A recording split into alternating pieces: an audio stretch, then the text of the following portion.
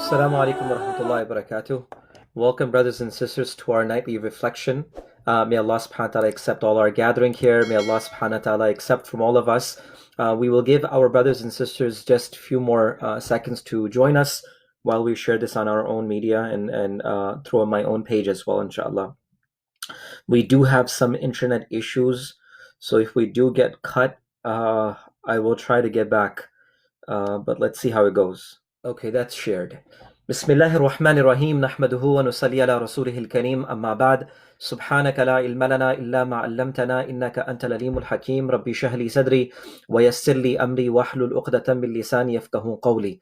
Respected brothers and sisters, we ask Allah subhanahu wa ta'ala to keep us in the company of the righteous in this world.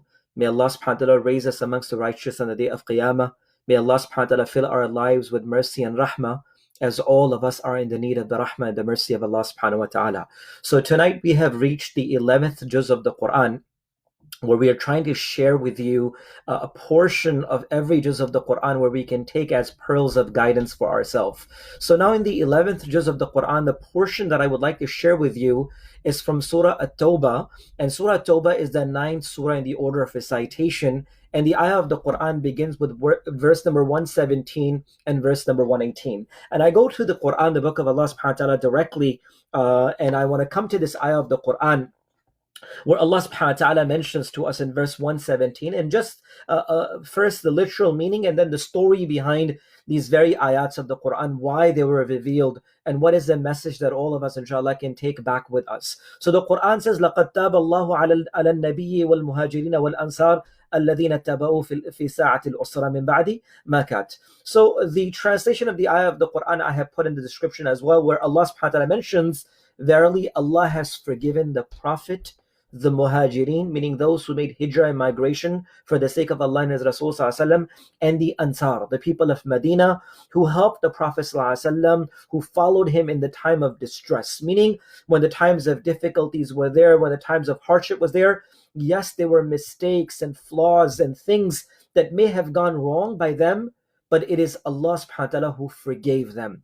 And then specifically with the forgiveness of Allah subhanahu wa ta'ala on the Sahaba, and that's why I love the Sahaba brothers and sisters so much, because for them the Quran was revealed, right? There were incidents and stories where Allah subhanahu wa ta'ala directly spoke to Sahaba.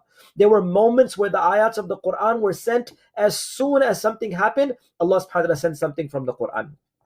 So in verse 118, Surah Tawbah, Allah mentions in chapter 9, وَعَلَى الثَّلَاثَةِ الَّذِينَ خُلِّفُوا. And there were three who were left back, and I'm going to talk about them in just a few seconds. Three who were left back, right? The three individuals who were left back. And who are these individuals? I'll talk about them in just a few moments. And if you look at the description, Allah subhanahu wa ta'ala mentions that in a lot more detail. So it says where the three who were left back, the Quran says, حَتَّى إِذَا ضَاقَتْ عَلَيْهِمُ الْأَرْضِ. They were left behind, and the place where they were living, this earth became very tight upon them, meaning they were not even comfortable in their own space for what had happened to them. And then they begin to think that there is no way out for them. And they felt that as all doors of forgiveness and light of hope had closed for them, ثُمَّ تَابَ عَلَيْهِمْ لِيَتُوبُوا. So then they asked for forgiveness and Allah forgave them. إِنَّ اللَّهَ هُوَ التَّوَّابُ الرَّحِيمُ. And indeed Allah subhanahu wa ta'ala is the most forgiving. Who are these people? What mistake did they do? Why was the earth so closed upon them? And what happened and how they seek forgiveness and how the forgiveness was given? Let's talk about that in just a few seconds now. Few minutes now.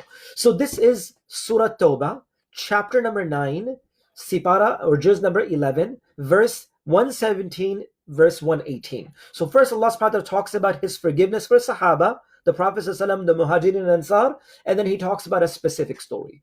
Why is this story, and what is the story about, and who is the story about?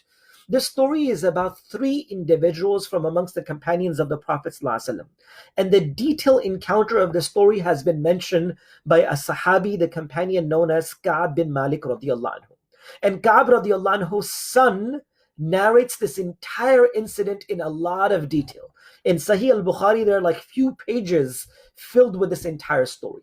So now Ka'b radiallahu anhu mentions that it was the time of Tabuk. And Tabuk happened 2 years prior to the demise of the Prophet ﷺ, where the Muslims were going to face the Byzantine Empire. It was a huge superpower of the time. Tabuk was far. It was extremely hot. The distance was far away. So Rasulullah ﷺ would usually not disclose the place or the location. But this time the location was very far. The weather was hot. The power that they were going to face was extremely strong. So Rasulullah ﷺ informed everyone that everyone has to go. Whatever you have, if you don't have, everyone has to go to Tabuk. So Ka'b radiallahu anhu said, I had 2 she-camels that I had never had in my life. I was well off. I was set. But I kept on delaying and delaying and delaying, saying that I'll get ready as soon as the Prophet ﷺ is about to leave. I can just hold on for a little bit. He said the day came when Rasulullah ﷺ made the announcement, we all have to go. And then he said, I was still too weak and I still did not get ready. But I knew that I was all prepared at home and I can join the Prophet ﷺ anytime. I can follow from the back. The Prophet ﷺ reached Tabuk halfway. He said, I still couldn't get ready. And I got so busy with my family and my kids that I couldn't leave my home anymore. Till the Prophet ﷺ reached Tabuk. And once he reached Tabuk, he asked, Allahu Akbar, look at the love of the Prophet ﷺ for his companions. There are hundreds, if not thousands of companions with him. But he looks around and he says, I don't see Ka'b. Where is Ka'b? Meaning that was his love. Today we don't see, or when we don't hear about our brothers and sisters for months, we don't even care about them. But our Nabi ﷺ did not notice Ka'b and he's saying, where's Ka'b? So one man said, Na'udhu billah, he is a munafiq. He's a hypocrite. That's why he didn't come. The other Sahaba said, no, don't say this, for indeed we have never seen an act of hypocrisy. The Prophet ﷺ stayed in Tabuk for a little bit, then the Nabi of Allah ﷺ returned back to Medina. When the Nabi of Allah ﷺ returned back to Medina, Ka'b radiallahu anhu said, I was extremely scared. I was afraid. All the munafiqeen and the hypocrites were coming, and they were giving these fake excuses to the Prophet ﷺ that this has happened and that's why we couldn't go, and this has happened, we couldn't go. And the Prophet ﷺ kept on listening to all their excuses. Ka'b radiallahu anhu said, I found out, is there anyone else amongst the believers who did not go with Rasulullah ﷺ? Not the munafiqin, the believers. So I was told yes. Hilal bin Umayyah and Murara bin Rabi'ah. These are 2 other companions. They are 4 brothers. They are the people of Badr. And they were not able to go and they presented their excuse. And Rasulullah ﷺ said, your deal is with Allah subhanahu wa ta'ala. If Allah will forgive you, Allah will forgive you. Ka'b radiallahu anhu said, I reached the Prophet ﷺ. I sat in front of him. And I said, O Prophet of Allah ﷺ, Allah subhanahu wa ta'ala has given me the skills of speaking. If I was to be speaking in front of anyone else except for the Nabi of Allah, I would make such a good excuse that they would never find out that I'm a liar. But you are a Prophet of Allah subhanahu wa ta'ala. And if I lie in front of you now and make you happy, Allah subhanahu wa ta'ala will inform you of the truth. So I'm not going to lie. I'm going to tell you the truth. That there was nothing holding me back, Ya Rasulullah. It was my own self, my own family, and my own things that got me back, and I did not join Tabuk, O Prophet of Allah. Ask Allah to forgive me. The Prophet ﷺ said, I cannot make any decision for you. Only Allah subhanahu wa ta'ala will decide. Ka'b said, I left the place. Next day, an announcement was made that no one should speak to Ka'b until the announcement is made from Allah subhanahu wa ta'ala for forgiveness or some commandment is mentioned. Ka'b radiallahu anhu said, weeks and weeks and weeks and days passed. That no one ever spoke to me. And he said, I would walk in the streets of Medina and no one would even look at me. And that's why the Quran says, حَتَّى ضَاقَتْ عَلَيْهِمُ, that even their own space became so tired upon them. And he said, people from the other places, the munafiqeen, began to come and instigate me and tell me that your prophet left you. Why don't you come and join us? He said, I can't do this. He said, it kept on going like this. He said, I would go to the masjid of the Prophet ﷺ. No one would speak to me. But I would stand to the side and from the corner of my eyes, I would look at the Prophet ﷺ. He said, the thing that made me cry the most, so much, he said, was that if I was to die today, will the Nabi of Allah ﷺ attend my janazah or not? He said, this is something that worried me the most. He said, many days passed, till 40 days passed that no one spoke to us. And then the Prophet ﷺ said, even separate from your families, meaning your wives. And my wife went to her own family, meaning her mom and dad. He said 50 days had passed. 50 days had passed. That I was sitting on the roof of my house making Fajr Salah and making dua to Allah subhanahu wa ta'ala. And all of a sudden I heard a caller calling from the top of the mountain that, "Oh Ka'ab, congratulations. Allah subhanahu wa ta'ala has sent your forgiveness. Allah has sent your forgiveness." He said, as soon as I heard this announcement, I fell to the sajda, I fell to the ground, and I started making dua to Allah subhanahu wa ta'ala till a person reached my house and he gave me a personal invitation that Allah subhanahu wa ta'ala has forgiven you. The Prophet ﷺ made the i'lan and announcement after Fajr in the masjid. Ka'ab radiallahu anhu said, "Wallahi, I did not have anything in my possession except for a sheet of cloth that I have covered my body."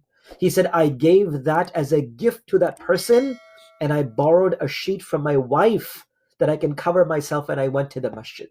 He said, as soon as I went to the masjid, the first person to meet me was Talha radiallahu anhu. And he said, "Wallahi, this man gave me such a nice hug and welcomed me in such a manner that I will never forget the hospitality of Talha when he got me back inside the masjid."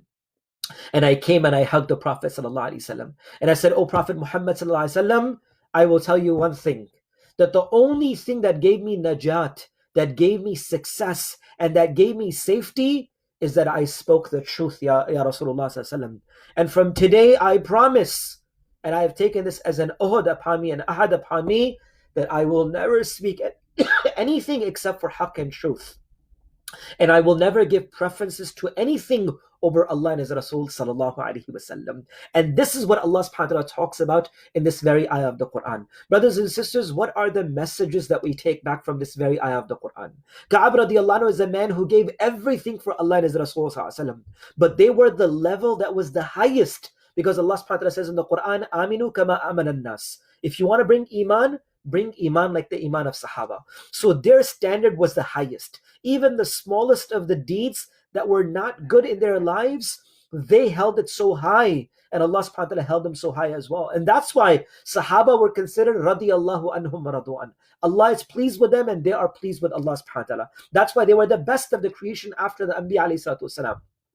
But brothers and sisters, what are the message that we take back from this very beautiful story of Ka'b bin Malik radiallahu anhu? One story is that we should never give preferences to anything over Allah and His Rasul sallallahu alaihi wasallam.